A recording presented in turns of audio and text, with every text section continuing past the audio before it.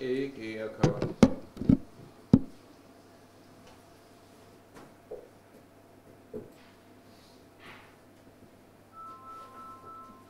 ყურადღებით ხარმა.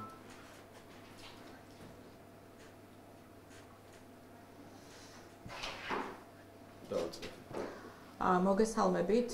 ჩვენ დღეს გსურს გამოვეხმაუროთ საქართველოსთვის ძალიან მნიშვნელოვან ახალ ინიციატივას, რომელიც ამერიკის სენატში დაიწყო.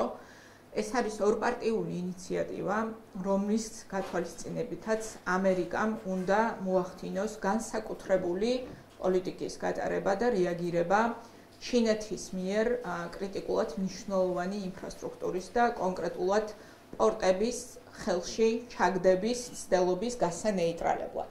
რატო არის ეს ძალიან მნიშვნელოვანი ჩვენი ქვეყნისთვის?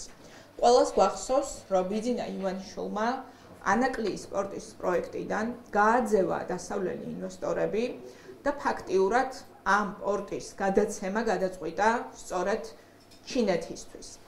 ეს არის ჩვენი ქვეყნისთვის დღეს არამხოლოდ სტრატეგიული უსაფრთხოების თვალსაზრისით გამოწვევა, არამედ პოტენციურად ეს ჩვენ ხელს გვიშლის იმაში, რომ შევქმნათ ძალიან მნიშვნელოვანი საყრდენი საქართველოს და ამერიკის შეერთებული შტატების სტრატეგიული ურთიერთობების ახლიდან შეიძლება ითქვას შექმნისთვის, იმიტომ რომ ეს ურთიერთობები ბიძინა ივანიშვილმა გასული წლების მანძილზე გაანადგურა.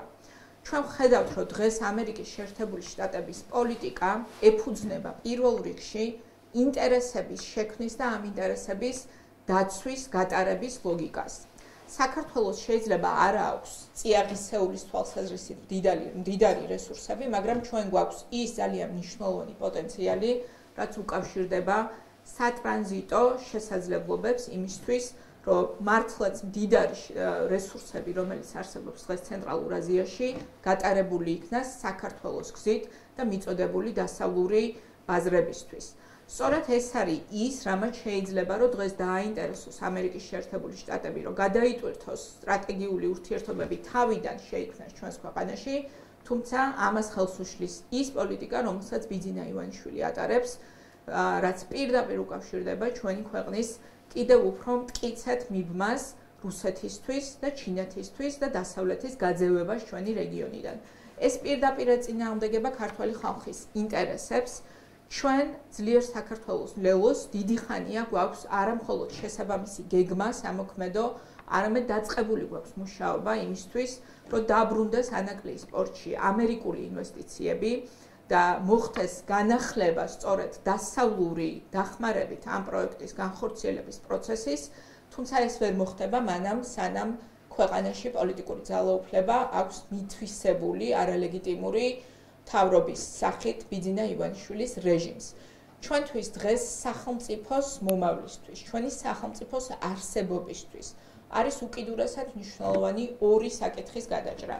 ერთი ეს არის ევროკავშირში გაწევრიანების პროცესის სწრაფად აღდგენა, მეორე ეს არის ამერიკის შეერთებულ შტატებთან სტრატეგიული ურთიერთობების სწრაფად აღდგენა.